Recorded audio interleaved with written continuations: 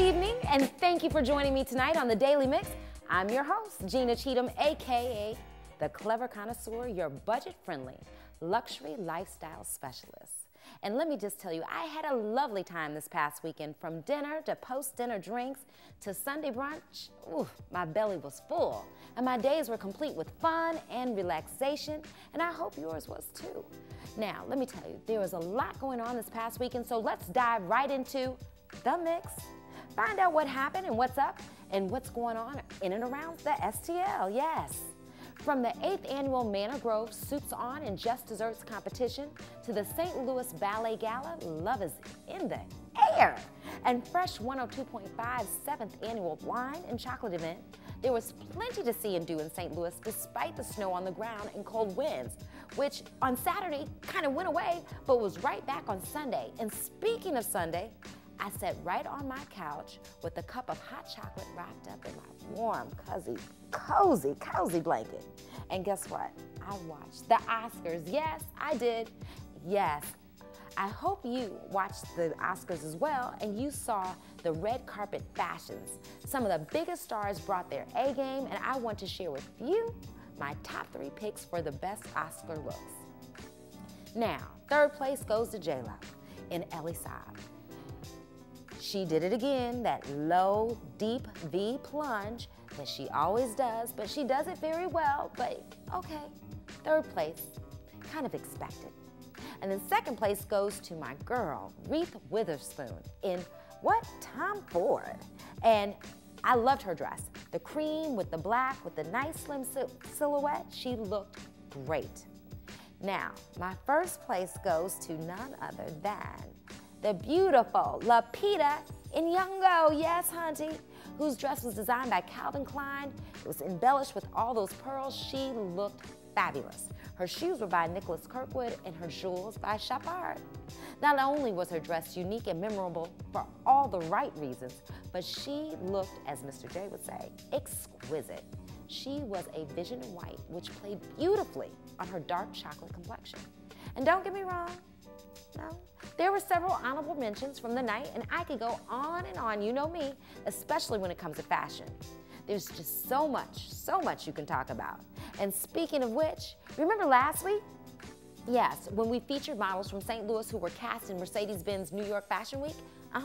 Well, this week we're going behind the scenes of the fashion and modeling industries with St. Louis native and international casting agent, Gabriel Sousa. His experience includes casting models for fashion, the New York Fashion Week, along with Milan, London. Oh, and that's not it. He has cast for many of the top name designers, including Marc Jacobs himself. If you want to learn how to get started in the business or take your career to the next level, check out our interview.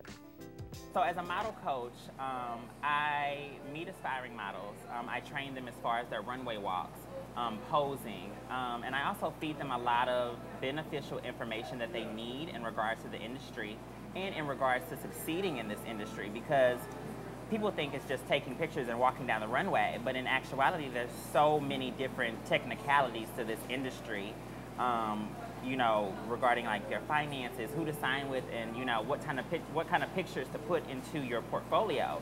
And coming into this industry, you don't know that. So, you know, you may have hiccups and things like that, and then they get discouraged. So that's where I come in as a model coach to kind of like groom and mold them. And then actually what we do call it is model development. Casting director, I'm hired by show producers and designers to cast models for their shows or their campaigns. In order to get in front of my table as a casting director, you have to be, especially if it's a closed casting, there's a closed casting and then there's an open casting. Open castings are usually for your up-and-coming designers that are not really yet established. So they're not showing at Lincoln Center during New York Fashion Week, but they're showing around the city. A lot of them do their own castings, like Michael Costello. When we did his casting, you know, he hired me just himself. And it was an open casting to where I posted it on Instagram, I posted it on Facebook for, you know, aspiring models or models that weren't signed. And so if you're a model that is not signed, especially if you're coming out of a city like St. Louis, not to say that it's small, but you know, you have a lot of models from like St. Louis and Chicago that, you know, don't have those resources open to them and that are not signed to agencies because agencies usually send models to closed castings. That's the trick. We want to see you without the makeup. We want to see what you look like in your natural form. And I don't think a lot of, especially girls, know that. You know, when I was working with Red in New York, and I was scouting with them and scouting for them, we would get a lot of girls and guys that would come all glitz and glammed up. And that's not what we want to see. We just want to see what you look like, you know, in your natural element, because then we can build off of that and we can create the model. Someone asked me, where do I see myself in 5 years? I think the next step up from where I am right now in my career would be owning my own casting company. I'm not sure if I'm ready for that just yet. What I will say is right now I've expanded my horizons by not limiting myself to working with larger fashion weeks and working with larger name designers. What I've done is I do that, but then I also cater to the smaller markets. And I think that's really what has been my, I guess, climb to fame, I suppose, is that I'm not opposed to working with smaller up-and-coming designers, smaller up-and-coming models, smaller cities fashion weeks. You know, I just want everyone to have the same opportunity that was given to me. And I just want to help people in this industry get to where they want to go. As you can see, Gabriel's notoriety and influence is growing throughout the industry, not only on the local fashion scene, but around the world. And it's exciting to see people from Duluth doing amazing things, big things. Keep it up, Gabby. Yes, that's what I call him. Known him for a long time. And if you want to learn more about what he does, he didn't even scratch the surface. So you can contact Mr. Souza on Instagram at Mava Souza or via email at muvasouza@gmail.com. Oh my gosh, he has grown as a casting agent by leaps and bounds. He's doing really big things.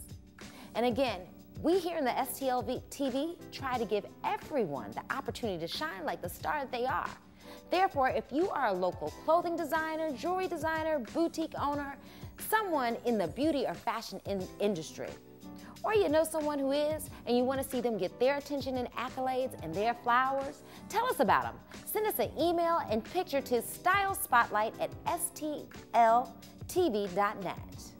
Now, since we're talking about being in the spotlight, it's time to highlight a group of people from St. Louis who used their talents for social change from 1968 to 1972. This collective, referred to as the Black Artist Group, or BAG, was an influential arts cooperative that nurtured African Americans who experimented with theater, visual arts, dance, poetry, film, and jazz. BAG included a generation of innovative artists such as Julius Hemphill, Oliver Lake, Emilio Cruz, and Shirley LaFleur, one of the most influential members who celebrated Blackness through poetry and song. And in her youth, she was a member of the NAACP and participated in sit-ins and marches. Together, the group fused artistic modernism with the local experience of African Americans' Afrocentric ways of viewing art, narrative expression, and traditional forms of blues and jazz. The 60s rise in political art blurred the lines between political involvement and artistic production, and debates over civil rights, Black nationalism, and the role of the arts in political and cultural fights found form in BAG. Most significantly, perhaps, were BAG's theater and music components. The theater component of BAG, in particular, chose to tackle experimental and highly political material exploring important social issues of the era.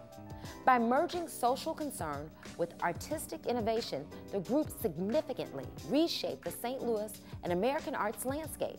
During their time in St. Louis, these artists not only contributed to the cultural richness of this city, but also created a strong model for inter-artistic cooperation and arts-driven social activism. To learn more about the legacy of the Black Artist Group, go to allaboutjazz.com. Well, that's the last of our Black History Month highlights. We hope you've enjoyed all the interesting facts and accomplishments of St. Louis's own.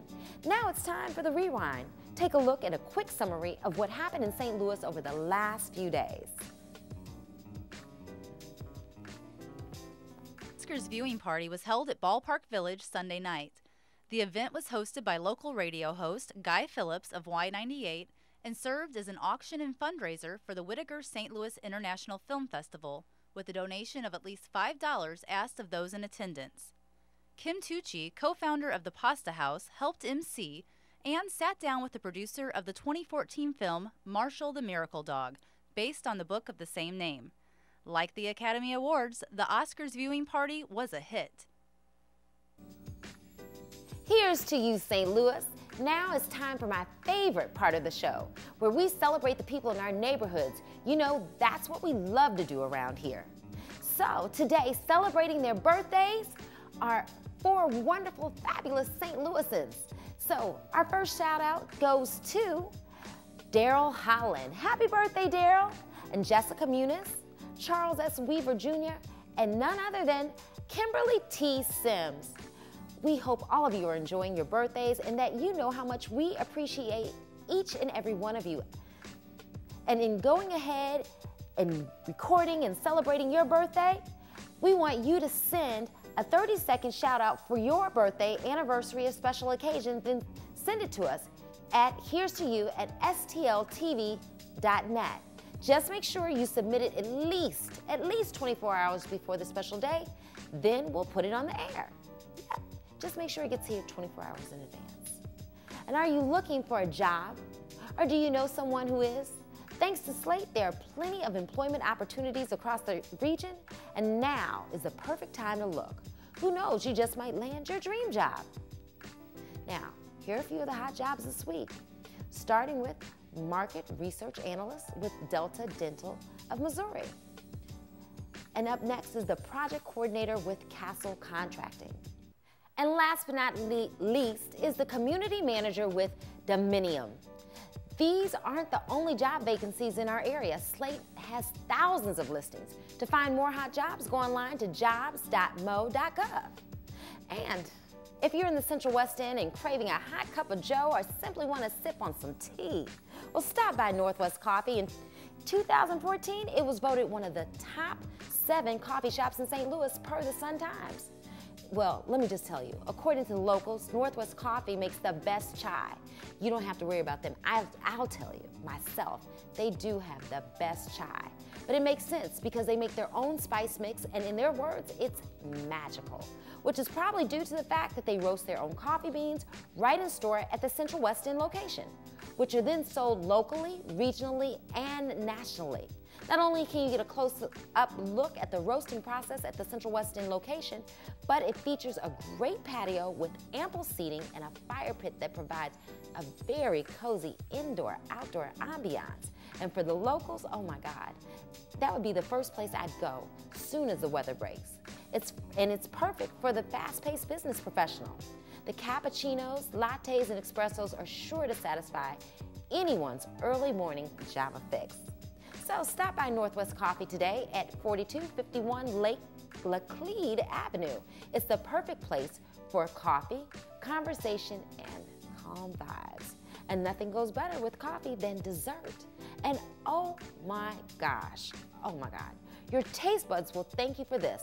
Let me tell you, you have to go to Sanctuaria in the Grove to try Chef Pelly's chocolate walnut tower cake. It is amazing. Oh my God, I had it on Saturday night. He brought it out to the table himself. It was delectable, delicious, delightful. It was covered with, let me tell you about it, covered with salted caramel chocolate ganache and strawberries served with a cold milk chaser.